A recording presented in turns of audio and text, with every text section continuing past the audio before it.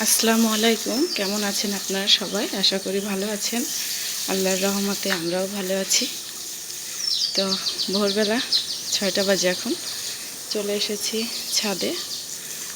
আলহামদুলিল্লাহ আমাদের দ্বিতীয় তলার কাজ, গাঁথনের কাজ শুরু হয়ে গিয়েছে। এই যে, তো সকালবেলা পানি দিয়ে ভিজিয়ে দিতে হবে। ওই পাশে আপনাদের ভাইয়া পানি দিচ্ছে, আর এই সাইডে এই যে ইট রয়েছে। এই ইটগুলো মিস্ত্রিরা আসার আগে ভিজাতে হবে। ওনারা এসে যদি ভিজিয়ে গাঁথে তাহলে এই ইটগুলো উঁচু করতে পারে না, তার কারণে বলে যায় আমাদেরকে ভিজাতে। তো আমরা ভিজিয়ে রাখি ভোরবেলা, আর ওনারা এসে তারপর গাঁথা শুরু করে। একটা করে ইট গেঁথেছে, এই যে এই সাইড দিয়েও গেঁথেছে একটা করে। ইঞ্জিনিয়ার আর কন্ট্রাক্টর সাথে থেকে এই যে একটা করে ইট গেঁথে দিয়ে গিয়েছে। এরপরে হচ্ছে মিস্ত্রিরা এবার গাঁথবে এর উপর দিয়ে। ওই সাইডে আপনাদের ভাইয়া ভিজানো শুরু করে দিয়েছে, এই যে ভিজাচ্ছে।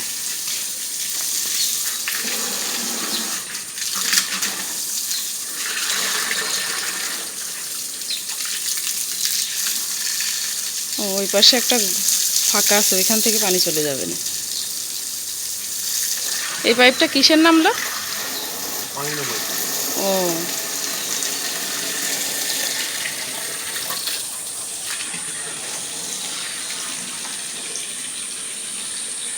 ছাদ থেকে নেমে এসে দেখি মেয়ে ঘুম থেকে উঠে গিয়েছে।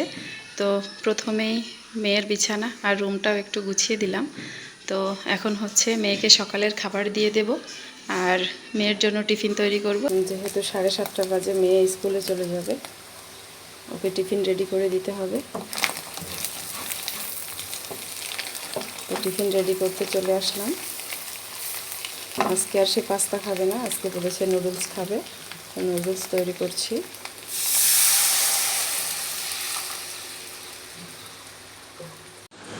মেয়ে খাওয়া দাওয়া শেষ করে রেডি হয়ে গিয়েছে, আর এদিক দিয়ে মেয়ের টিফিন আর পানি। আম্মু, টিফিন বক্স আর পানির বোতলটা রেডি করে দিলাম।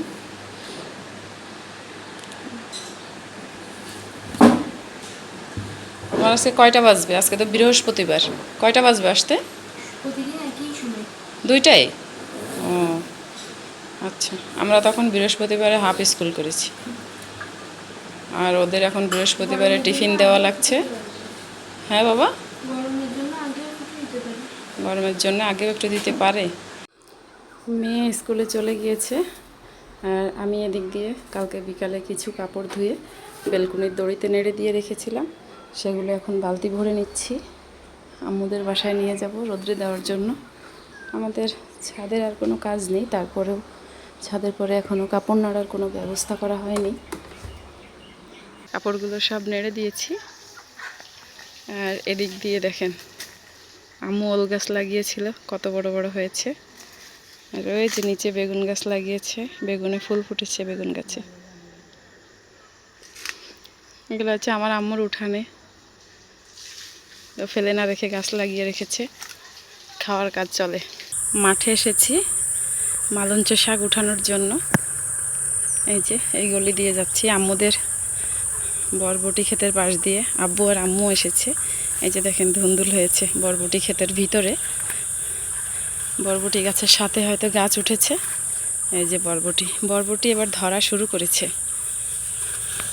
তো কালকে শুক্রবার, হাটের দিন, কালকে নিয়ে যাবে, যার কারণে আজকে উঠাচ্ছে। আমিও ঝুড়ি নিয়ে আসলাম শাক উঠানোর জন্য। জান্নাতের আব্বু মালঞ্চ শাক খেতে চেয়েছে।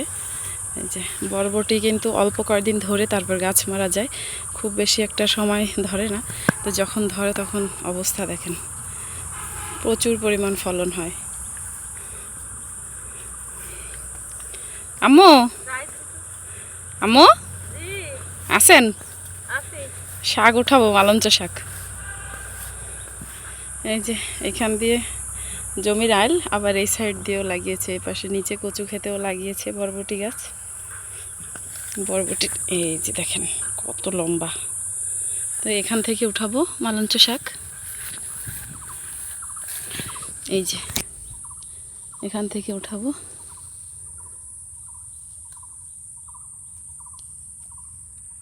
ঝুড়ি ভরে শাক উঠিয়ে নিয়েছি, এখন বাসার দিকে চলে যাচ্ছি। শাক ভরা, শুধু উঠাতে ইচ্ছা করছে, কিন্তু এত উঠিয়ে কি করব। এই যে দেখেন অবস্থা। ওই যে আব্বু বরবটি উঠিয়ে উঠিয়ে আলের পরে রেখে দিয়েছে, আর আমিও কয়টা নিয়ে নিয়েছি ভর্তা খাওয়ার জন্য। এই যে সব আলে আলে রেখে গিয়েছে। তো শাক উঠিয়ে নিয়ে বাড়ি চলে যাচ্ছি। যাওয়ার সময় ভাবলাম কয়টা বরবটিও নিয়ে যাই।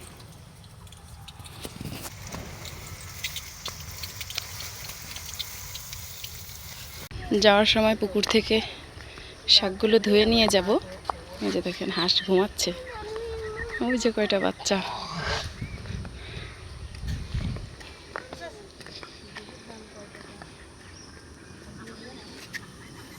এখান থেকে ধুয়ে নিয়ে যাব, তারপর বাসায় যেয়ে আবার ট্যাবে ধুবো।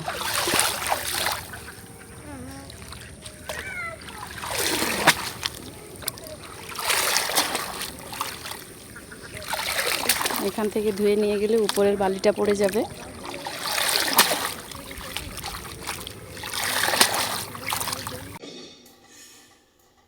মাঠ থেকে এসে দেখি চুলায় পানি পড়েছে। তো কোথা থেকে পড়েছে বুঝে উঠতে পারছিলাম না। পরে চারিদিকে খোঁজাখুঁজির পর দেখলাম যে এই যে সানসেট থেকে পানি পড়ছে। তো জান্নাতের আব্বুকে ডেকে আনার পর ও বলল যে ছাদের যেহেতু কার্নিশের গাঁথনি খুলে ফেলেছে, তার কারণে হচ্ছে অ্যাডজাস্টারের ওই কোনাটা ফাঁকা হয়ে গিয়েছে। তো ওখান থেকে হচ্ছে পানি নিচে দিয়ে গড়িয়ে এখানে হালকা আস্তে আস্তে আসছে। তাহলে বোঝেন, পুরো ছাদের পানি যদি আসতো তাহলে কি অবস্থা হতো রান্নাঘরের মধ্যে। তো এখন আর কি করার, এই যে দেখেন এটা ফায়ার হচ্ছে, কিন্তু এই চুলোটা এই যে ফায়ার হচ্ছে না। এই পানি গিয়েছে ভিতরে, এখন এগুলো ওয়াশ করা লাগবে, তারপর চুলা জ্বালানো লাগবে।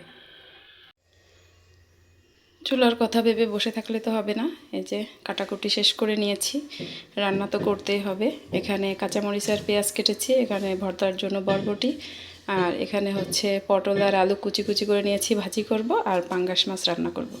তো চুলার পানি টানি পরিষ্কার করে নিয়েছি, জানি না কীভাবে জ্বলবে কিনা। আর এদিক দিয়ে হচ্ছে যে শাকটা পুকুর থেকে ধুয়ে এনেছিলাম, সেটা আবার এই যে পানিতে ভিজিয়ে রেখেছি। এখন এভাবে 2-3 বার করে ধুয়ে নেব, তাহলে পরিষ্কার হয়ে যাবে। তারপর রান্নাটা চড়িয়ে দেব। শাকটা সিদ্ধ বসিয়ে দিয়েছি, আর এই পাশে ভেবেছিলাম মাছটা ভেজে নেব। এই যে লবণ হলুদ মাখিয়ে নিয়েছি, কিন্তু চুলা জ্বলছে না। মেকানিক না দেখালে হবে না, তো আর কি করার, এক চুলাই রান্না করি। শাকটা ভেজে তুলে নিয়ে আবার এই পাশের চুলাতেই মাছটা ভেজে নামিয়ে নিচ্ছি, যেহেতু এক চুলায় রান্না করা রাখছে। এই যে ভাতটা চড়িয়ে দিলাম, ভাত চড়িয়ে দিয়ে বরবটিটা আগে ভেজে নিয়েছি। এখন এখানে পেঁয়াজ আর চিংড়ি মাছ ভেজে নিচ্ছি বরবটির জন্য। পেঁয়াজ আর চিংড়ি মাছ ভাজা হয়ে গিয়েছে, এখন এই পাশে পটল ভেজে নিচ্ছি।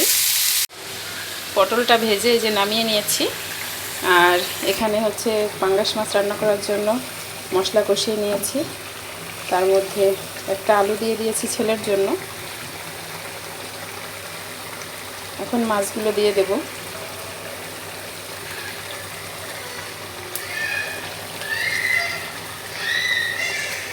ছেলে কান্নাকাটি শুরু করে দিয়েছে। প্রতিদিন যেখানে আমাদের 2টার ভিতরে খাওয়া দাওয়া শেষ হয়ে যায়, আজকে এক চুলায় রান্না করতে করতে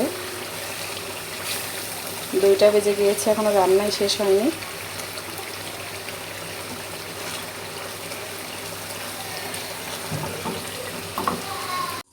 মাছটা রান্না করা শেষ হয়ে গিয়েছে, এদিক দিয়ে ভাতও হয়ে গিয়েছে, আর বিদ্যুৎও চলে গিয়েছে। আর ফাঁকে আমি বরবটিটা ভর্তা করে নিয়েছিলাম। চুলা পরিষ্কার করে নিয়েছি, আর সিঙ্কের থালাবাটিগুলোও ধুয়ে নিয়েছি। বাহিরের অবস্থা দেখেন কি পরিমাণ মেঘ করেছে, আর প্রচুর পরিমাণ বিদ্যুৎ চমকাচ্ছে, মনে হয় বৃষ্টি আসবে। এই যে দেখেন, বলতে না বলতে বৃষ্টি শুরু হয়ে গিয়েছে। প্রচুর পরিমাণ বৃষ্টি হচ্ছে বাইরে, আর সাথে বিদ্যুৎ চমকাচ্ছে।